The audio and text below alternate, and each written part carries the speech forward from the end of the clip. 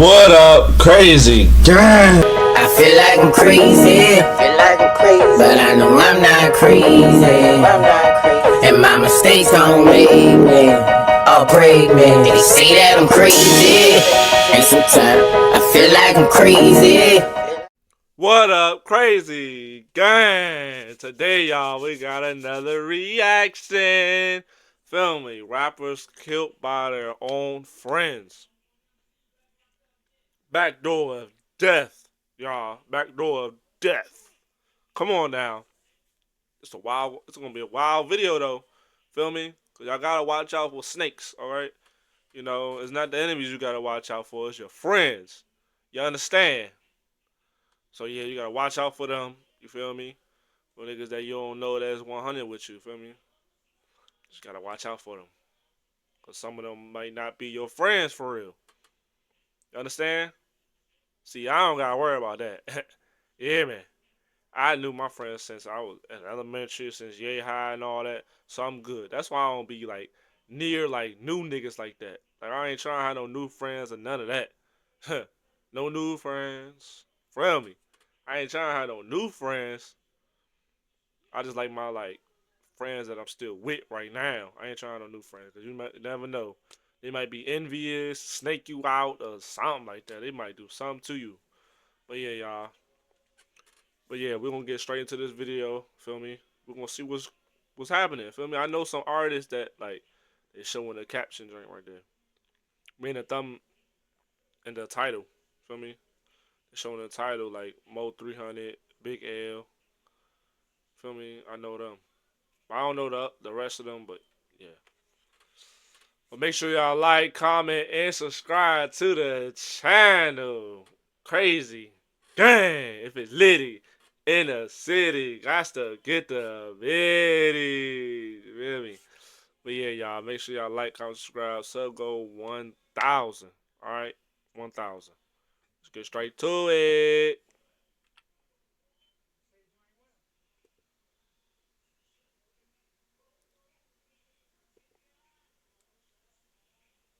We was probably like 10 or 12. Like, we was tight. We always been tight, you know what I'm saying? Like, he was my boy. That was my boy, you know what I'm saying? Until like a certain level of his career came about, you know what I'm saying? What? Okay, and what happened at that point? Well, it was just a lot going on. Police ultimately determined a man inside the car with no plug fired the fatal shot that killed Bankroll Fresh, who shot first at the vehicle. It's just up that. What? That is crazy. That was just the man that was doing the interview, gang. I know him though. Fresh. I know him. I know Fresh. He cool. I like his Didn't he used to be back in the day, I think. Bankroll Fresh. Yeah, I know him. That killed Bankroll Fresh, who shot first at the vehicle. It's just up that you would kill a person like Big L, which is a good person, is a good role model, somebody that was about to be something, because you mad that his brother, you know his brother, but you know the name, how the street game go. If I can't get you, I'm gonna get your brother. You cut somebody that you love, I'm gonna get you. Damn, so they killed him because his brother? Is you serious? Because, oh, I can't get you, I'm gonna get your brother. Like, what? Like, nigga, I didn't even do nothing to you, fool. Like, come on now, man. Like, what? Like, nah, man. They should have took that nigga out. His brother should have took that nigga out in the beginning. And we would have still had Big L and all that. Nigga would have been like, come on now. You see the nigga coming up and all that. And all type of stuff. Like, what? See, that's some hating stuff right there. That's wild. That's wild, y'all. So that's just the game we was playing. Big L probably never even seen it coming, that he would even think that a nigga would want to go there with him, because they all was friends. Being a rapper in the streets, nothing is guaranteed. One day you're tight with someone, and the next, you're on opposite sides over money, ego, or some petty drama. But when that tension turns deadly and a friend has the heart to pull the trigger on someone they once called family, that's a whole different level of betrayal. From rapper Lil Snoop. I'm standing here at the Maplewood Apartments where earlier this morning at 4 o'clock, Adarian Ross, also known as Little Snoop, was to Big L. Just up that you would kill a person like Big L, which is a good person, Then, Chinx Drugz. Rapper Lionel Chinx Pickens was killed in a drive-by shooting in Queens nearly 6 months ago, and his killer is still on the loose. The list is just endless. Let's get into it. First off, Bankroll Fresh. Bankroll Fresh was an Atlanta rapper who was just starting to blow up when his life was cut short in 2016. He was shot and killed outside a recording studio after an altercation with another local artist and former childhood friend, No Plug. Former childhood friend is wild, gang. Like, nigga, we grew up together. Why you trying to kill me for? You know my struggle, nigga. You killed me? Is you serious? Like, what? We grew up together, grew up on the same block and all that. You probably know my mom, dad, and all that. Like, what? Same elementary school and all that, nigga. What? That is wild, though. Like, what, man? Like, since yay high, my nigga, I knew you. Like, that's messed up for real. That's messed up. Grew up with a nigga in the neighborhood and all that. You probably know friends of his friends and all that.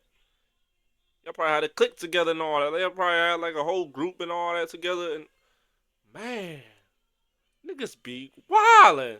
It be our own people too. It's crazy.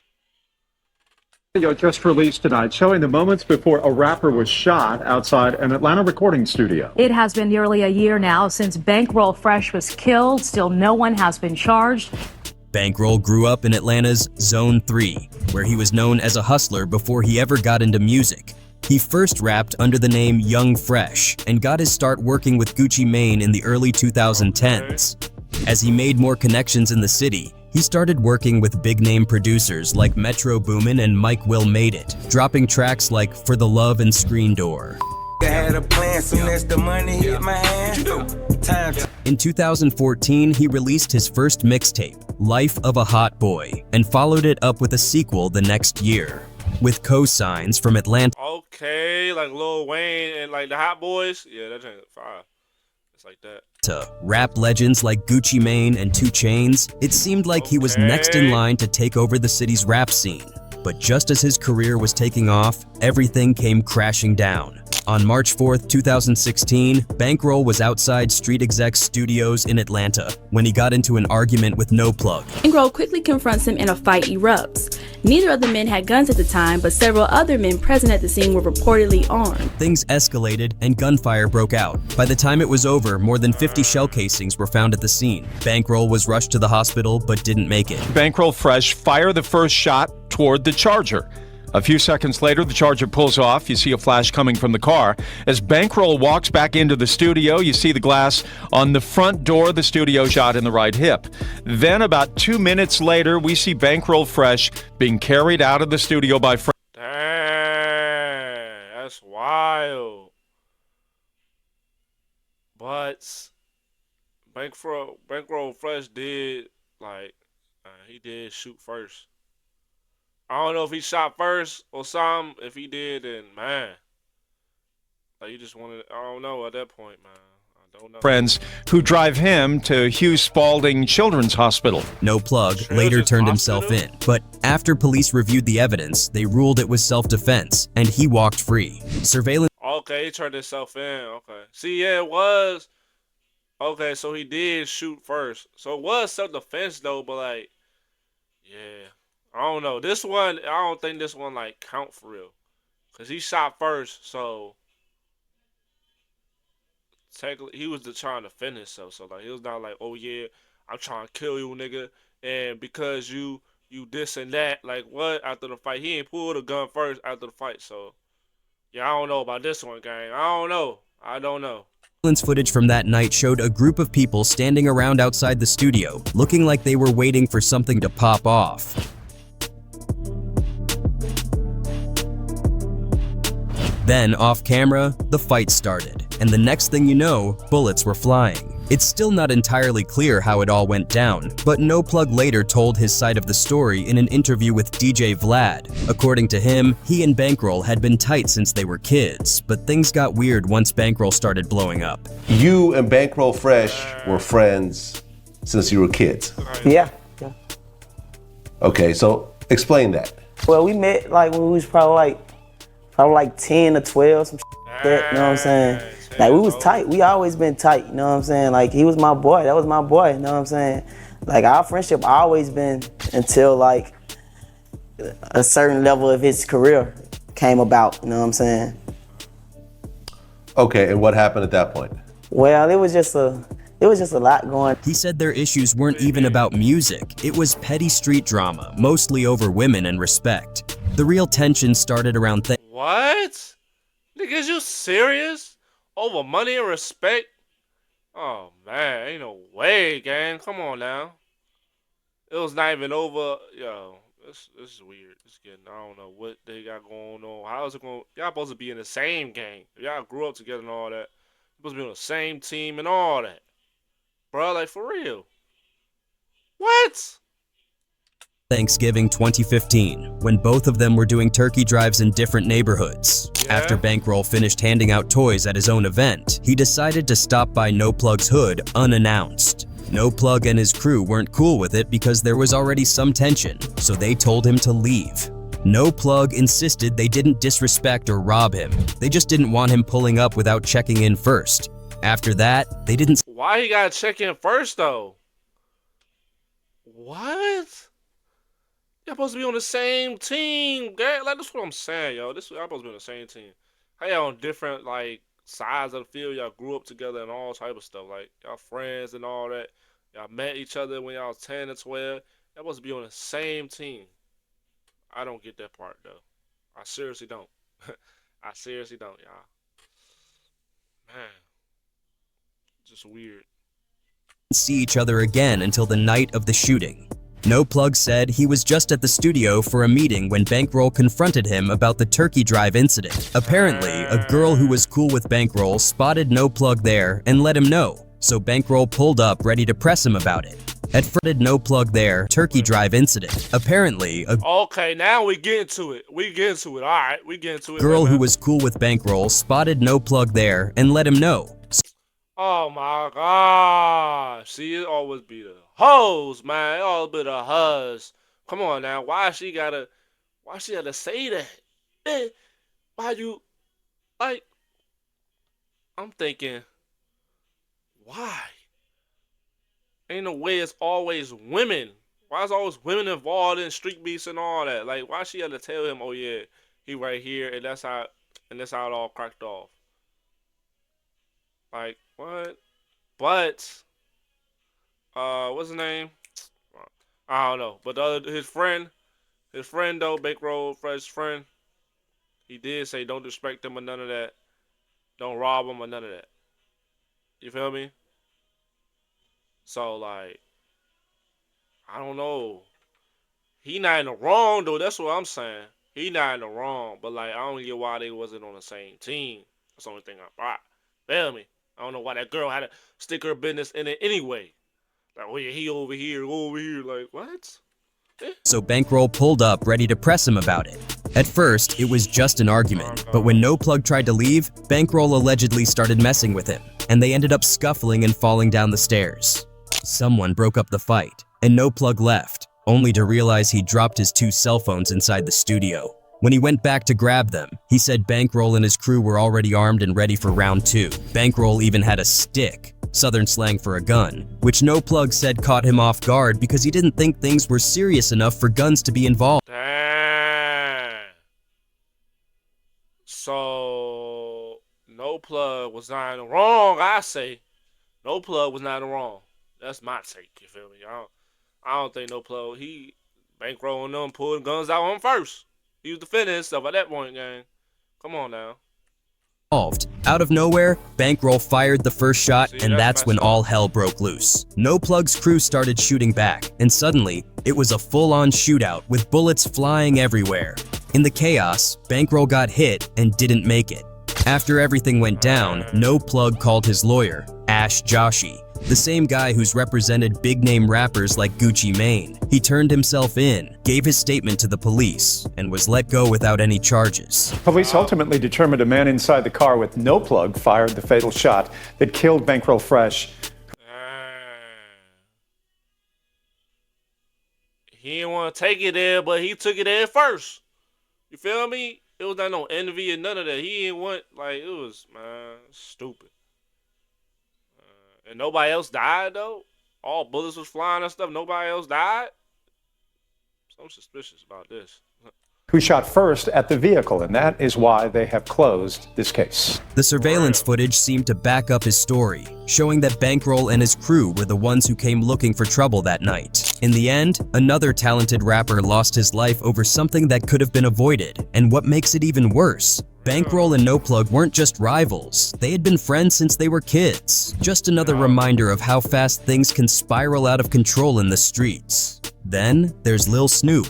Lil Snoop was a young rapper from Jonesboro, Oh, I know Lil Snoop from McMill, feel me? I know Lil Snoop from McMill drink. Yes.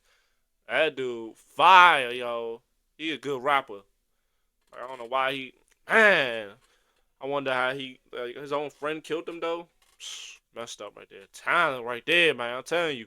Louisiana, who had a crazy amount of talent and was on his way to making it big. He got his big break when Meek Mill took notice of him, and before long, he had co-signs from some of the biggest names in the industry. But just as his career was starting to take off, his life was cut short in the most tragic way. He was shot and killed by a so-called friend over a video game dispute. It all happened over a video game? Is you serious?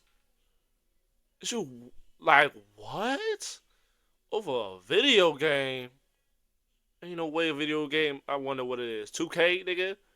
This probably was a bet they probably had and they just shot him. Like, that's messed. That's, like, take nigga life over a video game is wild. Over just a video game. He had a bet or something like that. Happened last week. Police believe an argument over a video game turned violent. I don't know. Like, I don't know the real truth because the older person told me that basically him and Snoop was playing the game and that That's what I heard. they were playing 2K12 for like $100 or something like that, a game that Snoop had with him. He kept clutching. He had See, $100 a game. Come on, man. 2K, I knew it was 2K too, because all niggas play is 2K game. Or Madden or something. It's messed up, man. a gun. He kept clutching. So the older guy told me that raised a flag for him. Like, what are you doing? I got all this money in here. He immediately come out with it pointed, or did you what did you do? He said he immediately came out with it pointed. The older guy said, Denisha, if I would have just shut it down for that night, your son would be alive. Snoop grew up in one of the toughest parts of Louisiana, surrounded by violence and crime. His mother had him when she was just 15, and they... Dang, 15? 15? Yeah, it be these young parents, man. That's what be happening. These young parents, god dang. Niggas trying to violence and all that, because you young. You don't even know what to do. You young and dumb. You know how old was it? Yo, she was only 20-some years old when he was probably in high school or something. Nah, probably not. Like, she had to be like 30-something. She was young, though, when he was old. Like, come on now. Struggled to make ends meet. But even as a kid, he had one dream: becoming a famous rapper and making it out of the hood. He started rapping young and quickly built a reputation in his city for his insane freestyling skills. At 17, Snoop went to see Meek Mill perform at Grambling State University and wasn't about to let the opportunity slip away.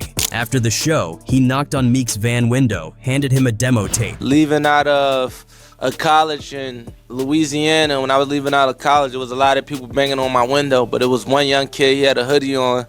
He had his hoodie on and he was just banging on my window, but he was calm doing it. Later, Meek called him back. Impressed, Meek brought him in, and after hearing him freestyle, he signed him Impressed by his knock? Nigga. to Dream Chasers. By the time he was 18, Snoop was rubbing shoulders with hip-hop legends like Rick Ross, Bun B, and DJ Khaled, who even predicted he'd be the next big thing. In 2013, Snoop dropped his mixtape RNIC, and his track Mellow took off, racking up millions of views. He had this rare ability to mix Southern rap with an East Coast flow, and his freestyling skills were on another level. He was on the brink of superstardom when everything came crashing down. On June 20th, 2013, Snoop was at the Maplewood Apartments in Winfield, Louisiana, hanging out with some friends, including Tony Holden and another guy known as Lil E. They were playing video games and gambling when an argument broke out, and suddenly, Snoop was shot. Paramedics arrived around 4 a.m., but it was too late. He couldn't be revived. The details of that night are still murky. Tony Holden was charged with manslaughter, armed robbery, and illegal possession of a weapon. But strangely, no one was ever officially convicted of Snoop's. His mother believes Lil E was the real shooter, and that the case For real, because she said the older dude said I should have broke it up. And he got convicted of it. God dang. For real, that what? Yeah, Lil E, yeah. That sounded like a nigga. Yeah, that was his friend. They was playing. Because no older dude gonna play 2K. Come on now. That nigga looked old, like back in the day old type. You don't know 2K? 2K? It was Lil E that did that. was mishandled, allowing Holden to get off with just a gun charge. Lil E, on the other hand, denied any involvement, saying if he had really killed Snoop, he wouldn't be a free man. What's up with it? I'm E, Edge Store, person who getting accused by Snoop Mama that I killed him, but I didn't do it. Like, facts proof. You don't know. Like, I wouldn't be out here. Like, if it was that, I wouldn't. Like, I'd be gone. Down, you feel me? Doing 40 years. To this day, Snoop's murder remains surrounded by questions, and justice still feels incomplete. What's undeniable, though, is that hip-hop lost a rising star way too soon. If you thought that was wild, this next story is even crazier. Big L, one of Harlem's greatest rappers, was in 1999, and rumor has it he was only shot because the killer mistook him for his brother. Big L was a lyrical genius straight out of Harlem. Dang, all these brothers this, brothers that. Man. Jeez. Was you serious? Man, mistaking him for his brother, though. That always happened, though. Like, every time. That probably, like, every time it happens. Like, crazy, yo. Somebody mistaking you for your brother because y'all look. But it's like, y'all don't look exactly like they had been twins or something, because I get that. But other than that, no, I don't get it. My nigga, they gotta look identical. If they don't look identical, then I don't know. I don't know, man. Like, niggas are stupid. Known for his insane freestyling skills and crazy wordplay. Who the artist in Harlem that was ringing bells that you wanted to work with early on? Big L is a go.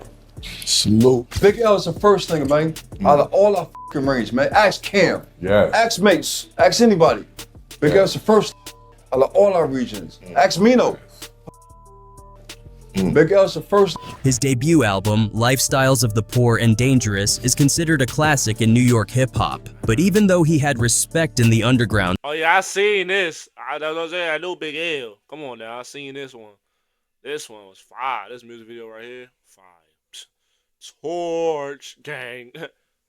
Torch gang. scene, he never got the mainstream success he deserved. Right before he died, he was in talks to sign with Rockefeller Records for his second album, The Big Picture, which could have finally given him his big break. But before that could happen, he was gunned down at just 24 years old. On February 15th, 1999, around 8:30 p.m., Big L was shot 9 times in the face and chest in a drive-by right outside 45 West 139th Street in Harlem. A man named Gerard Woodley was one of his childhood friends. Big L probably never even seen it come. Wow. Killed by a childhood friend that was about to kill his brother. I was trying to kill his brother, though. Like, you knew how he looked and all that, Big L, how Big L looked and all that. What I'm thinking is, he ain't mistaken nobody for nobody. He just trying to kill him. Nigga, if I can't get you, I'm gonna get your brother. That's what he said. For real. If he said, yeah, he's telling the truth right here. I mean, that he would even think that would want to go there with him, because they all was friends. They was all 4 friends. He would later be arrested for the murder. Police believed it was a revenge hit for something Big L's brother, Leroy Finazzi, had done. Man, that nigga don't even look like the nigga. God dang. He probably short too. He looks short. Big L's tall. That's crazy. He wanted to kill Big L because of him. Because of him. They nigga don't even look alike. Nigga don't even look alike. Come on, man. Like, dang. Leroy don't look like him. He killed him because he couldn't get to Leroy. That's why he killed Big L. Or at least something Woodley thought he had done. But due to lack of evidence, Woodley was released, and to this day, the case remains unsolved. There are a few theories about what really went down. One theory is that Woodley actually had beef with Big L's brother Leroy, who was locked up for armed robbery at the time. Apparently, Big L was wearing Leroy's chain that day, and Woodley either mistook him for his brother or decided to take out L since he couldn't get to the real target. It's just that you would kill a person like Big L, which is a good person, is a good role model, somebody that was about to be something, because you mad that his brother. But you know the name, how this can't get you. I'm gonna get your brother, your cousin, somebody that you love. I'm gonna get you. So that's just the game we is playing. Another theory is that Big L was killed in retaliation for allegedly setting Woodley up to get robbed. Word on the street was that Big L had a hustle where he'd lure drug dealers into doing business, then tip off his crew to rob them. Some say Woodley was one of his victims and that he came back for revenge. The third theory is even darker. Some believe Big L and his brother were plotting to put a hit on Woodley, but Woodley found out first and flipped the script, taking L out before they could get to him. This theory got— Man, them niggas look like brothers. I tell you what, these two niggas right here, they look like brothers. That nigga don't look like him. I ain't gonna lie to you. That nigga don't look like him at all. So I don't get how you mistaken that. I don't get. He wanted to kill Big L. That's what I said. Woodley found out first and flipped the script, taking L out before they could get to him. This theory got some weight when Cameron, who grew up in Harlem and knew both Big L and Woodley, previewed an unreleased song on IG Live in 2016. In the lyrics, he raps, "Grew up with Big L and the dude supposedly killed him. A week before that though, a girl tried to kill him. What was he to do?" But Cam never actually dropped the track or clarified if he had inside info or was just repeating what he'd heard. At the end of the day, no one really knows the full story, and Big L's remains one of hip-hop's biggest unsolved cases. But even though he never got to reach his full potential, his legacy lives on. To this day, he's still considered one of the most gifted lyricists to ever come out of New York in the 90s, and his music continues to inspire new generations of rappers. Next up, we got Chinx Drugz. Chinx came up in one of the wildest parts of Queens, Far Rockaway. And yeah, it's called Far for a reason. It's way out by the ocean, super isolated from the rest of the city, but don't let that fool you. The streets out there are just as active as anywhere else. Chinx started rapping for fun back in junior high, but making music wasn't the easiest way to get paid. So like a lot of kids in his situation, he jumped off the porch early. His mom worked non-stop to keep the family afloat, but his dad wasn't really around much, and when Chinx was a teenager, he passed away. Instead of following his mom's example and getting a regular job, Chinx dropped out of high school and went all in on hustling and rapping. Even though he was making money in the streets, he always had bigger dreams. Instead of blowing his cash on flashy cars and jewelry, he put it into his career, paying for studio time and pushing his music. He had been rapping with his homie Stack Bundles since high school, and in the early 2000s, they linked up with two more rappers, Bino and Cow 2Gs, to form a group called Riot Squad. My last deal was worth more than his folks out. Imagine this one after records with Fam Jimin. They started That dude look like Phantom right there, man. Ain't no way that's Phantom. Was worth more than his folks out. That's Phantom Uncle. That's Phantom Uncle right there, man. Look at that. That's Phantom Uncle right there. I see it too. Look, he wear the same outfit too. Okay. Imagine this one after records with Fam Jimin. They started making noise in the city, but that's when the streets caught up to Chinx for the first time. By 2005, Riot Squad was building serious momentum, and Chinx and his crew were getting attention. But then, out of nowhere, he got booked for an attempted charge from 1999. Apparently, he and a homie had snatched a dude's chain and shot him, but nobody knows exactly how the cops connected him to it 6 years later. Either way, Chinx ended up getting sentenced to nearly 5 years in prison, right when the crew was about to take off. Stack was on the rise, making a name for himself every day. But instead of leaving Far Rockaway, he stayed posted up in the same hood, always rolling deep. He had a spot in the Rockaway projects, surrounded by the same people he came up with, and even though he had everything he needed to make it out, he wasn't moving like someone who wanted to. He was cruising around in a fresh Porsche, still flexing in the same streets that raised him. One of his neighbors even pulled him aside, warning him about the crowd he kept. "Why you got all these dudes around you? They ain't really your friends."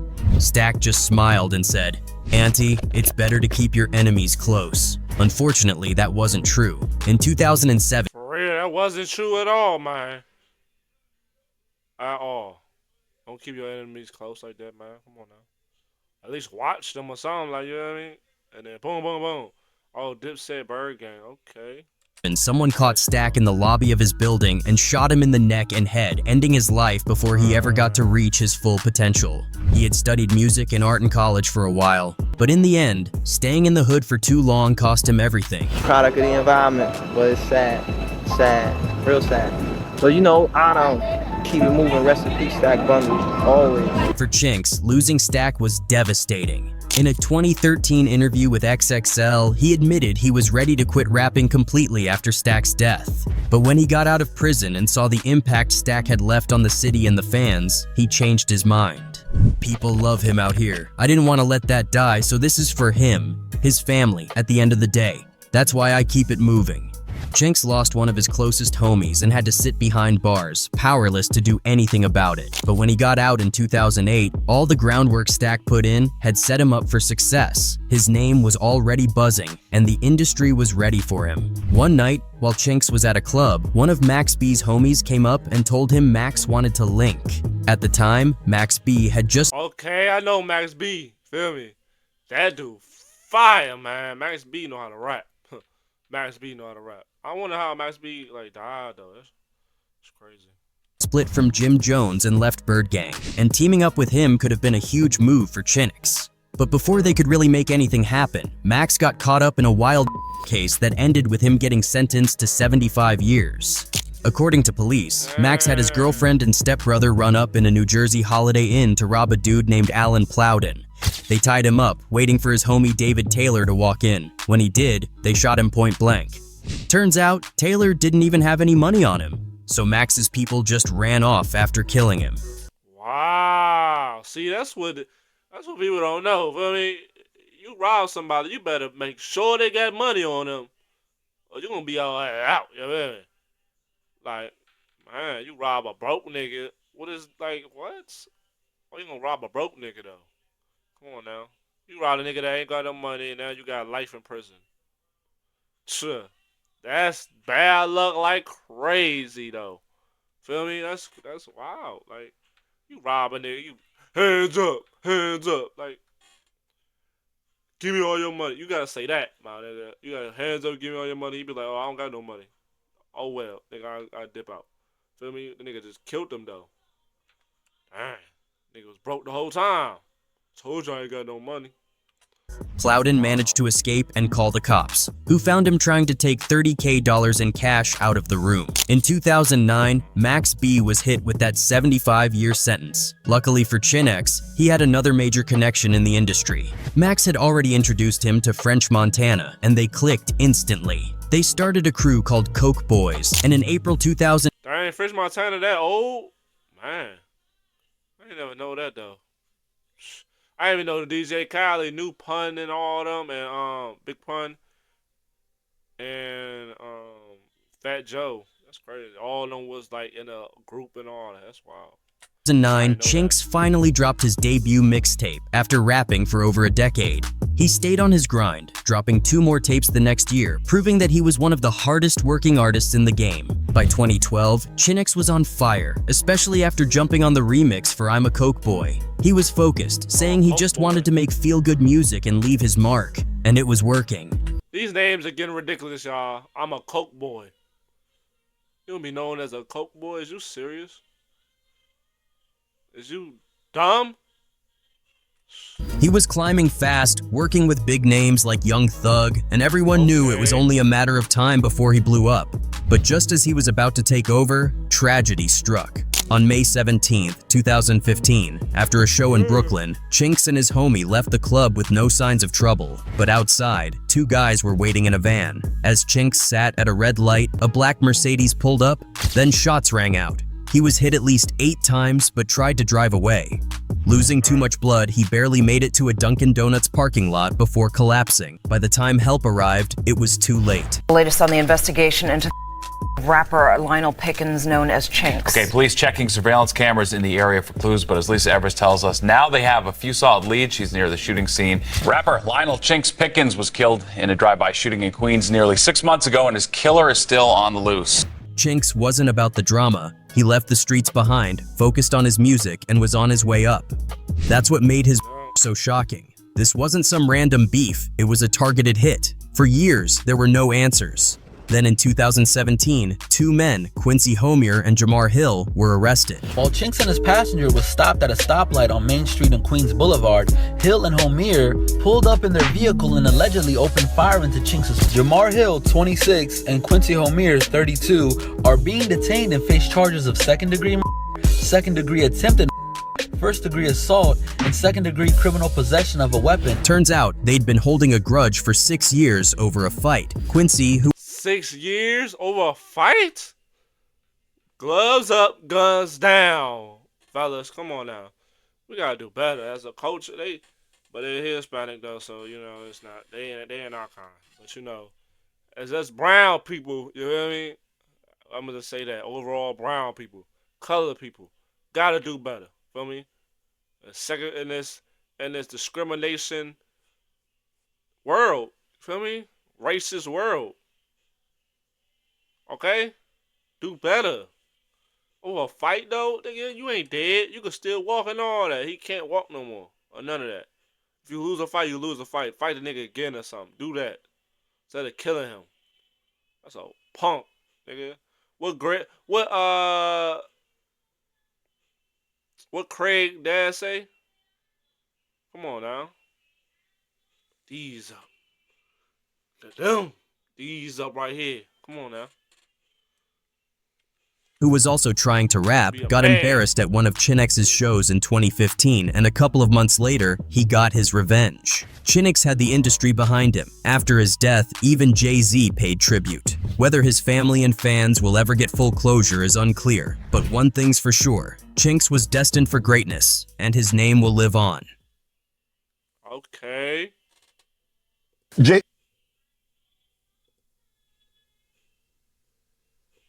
See? That's fire right there. Okay.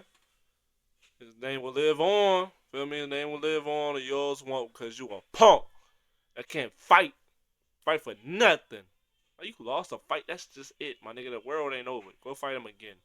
Put up the Dukes again, man, and then try to fight him again or something. Work out. Do something like that, man. Instead of trying to get a gun and shoot a nigga. Now what you got? Life. Life in prison. Now you fighting for your life, nigga. You have to fight regardless. Come on now. Might as well fight him than fighting 100 niggas at a time. Come on now. But yeah, y'all, hope y'all enjoyed the video. Make sure y'all like, comment, and subscribe to the channel. Crazy gang. If it's litty in the city, got to get the biddies. Alright, y'all, got to get the biddies. But yeah, it was a wild video though, y'all. Sub go 1,000 though, y'all. Comment down below, like it up. You hear me? Like it up. But yeah, that was wild though. That was crazy. Like it's just a lot of people betraying each other and all that. But it wasn't like as I thought it was gonna be though. I thought it was gonna be a lot of snake people, but then it was not for real. It was just confused people, dumb people at that. You understand? That just got guns, like regular ghetto stuff. It wasn't just not friends only. It's just other niggas. Like it's crazy. It's wild though. But be safe out there, y'all. Be safe. If it's litty in the city, gotta get the biddies. You know, be positive in life and be good in life. Don't worry about nothing, y'all. For real. Cause this life stuff could go away and come back. Never. You understand? Never. We ain't gonna have two lives. So be careful out there, y'all. Make good decisions in life.